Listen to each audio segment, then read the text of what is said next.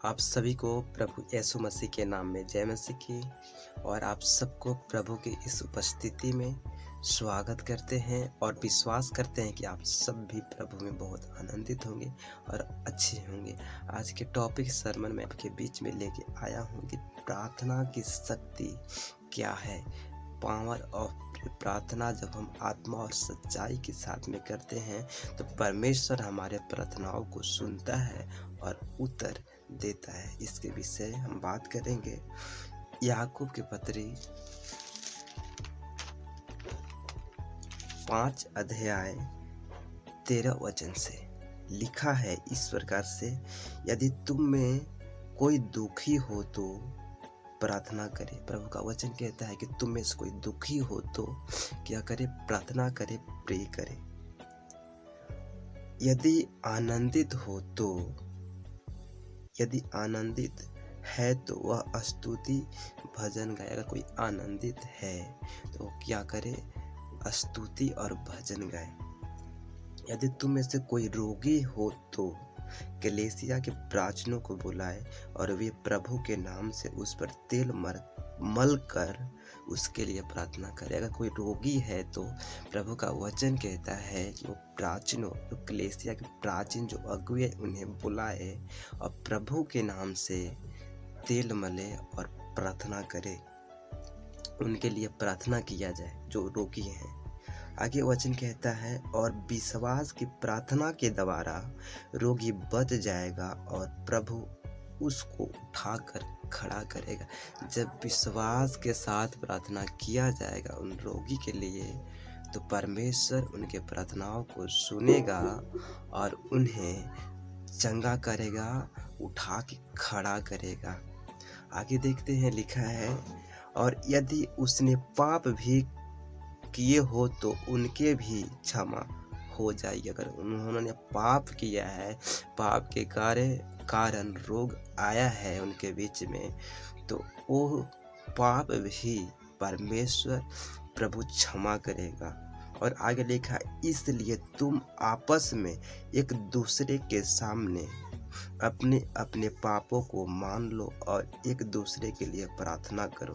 और प्रभु का वचन क्या कहता है कि अगर तुम पाप करते हो, अगर हम सब पाप करते, अगर हम पाप करते तो हम एक दूसरे के सामने अपने अपने पापों को मान लें, कबूल कर लें कि हम पाप किया, हमने ये भूल किया, हमने एक गलती किया है, तो परमेश्वर उस पापों को क्षमा करेगा, जिससे चंगे हो जाओ। अगर हम मान लेते हैं इस बातों को कि हमने पाप किया है और एक दूसरे के सामने जब मान लेते हैं तो लिखा है कि एक दूसरे के लिए प्रार्थना करो जिससे चंगे हो जाए। जब हम एक दूसरे के सामने इस पापों को मानेंगे तो परमेश्वर तो हम सबको मनों को जानता है और परखता है। परमेश्वर हम सबको क्या करेगा? सुन कर कि जब हम आपस में मान लेंगे बातों को तो परमेश्वर हमें चंगा करेगा।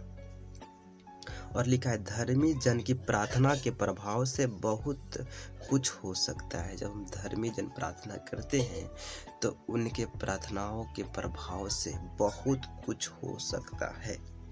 लिखा है, एलिया भी तो हमारे समान दुख सुख भोगी मनुष्य था। जो एलिया था हमारे समान ही, हम सबके समान ही दुख सुख भोगी मनुष्य था एलिया नबी।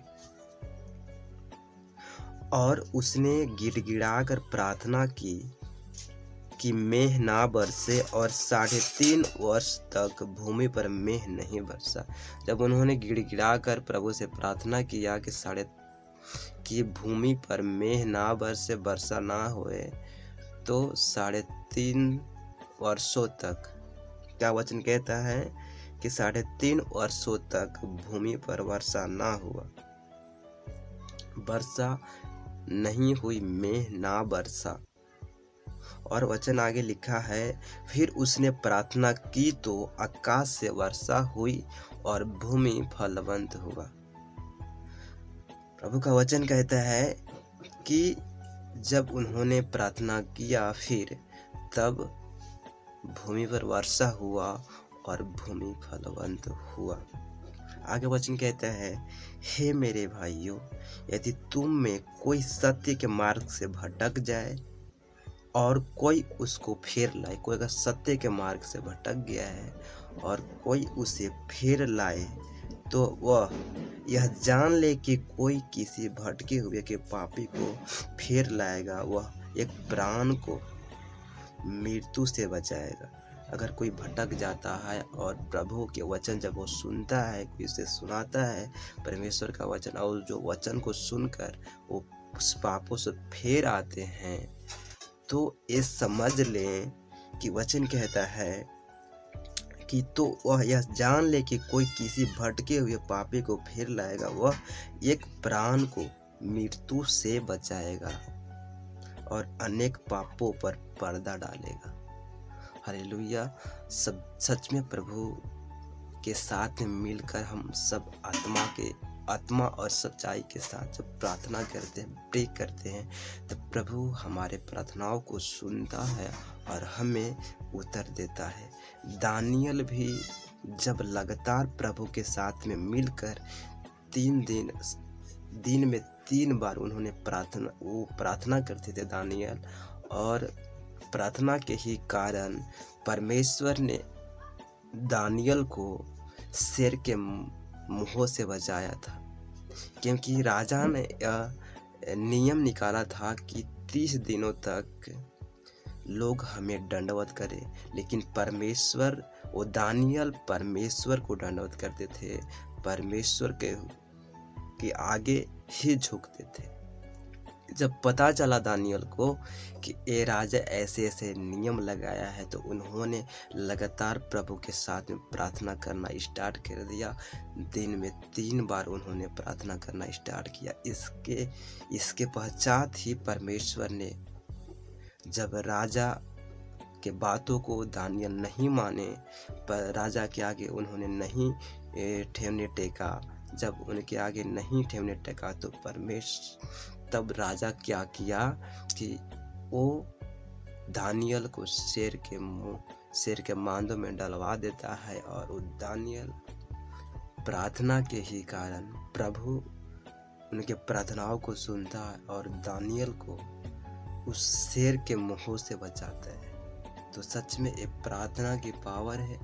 सदरक मेशक को भी परमेश्वर ने वो प्रार्थना और प्रेयर के ही कारण जो परमेश्वर में बने रहे उन लोग, तो परमेश्वर ने उन तीनों को, सदरक मेशक और अबेदनगो को, उस धधकते हुए आग के भट्ठियों से बचाया। ये प्रार्थना ही है।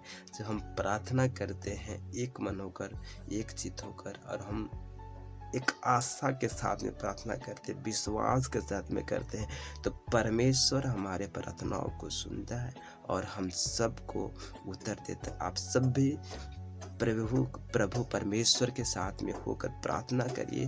हर एक चीज़ों के लिए परमेश्वर आप सबके प्रार्थनाओं को भी जरूर सुनेगा और उत्तर देगा। आप सबको प्रभु बहुत आशीष दे और संभाले। प्रभु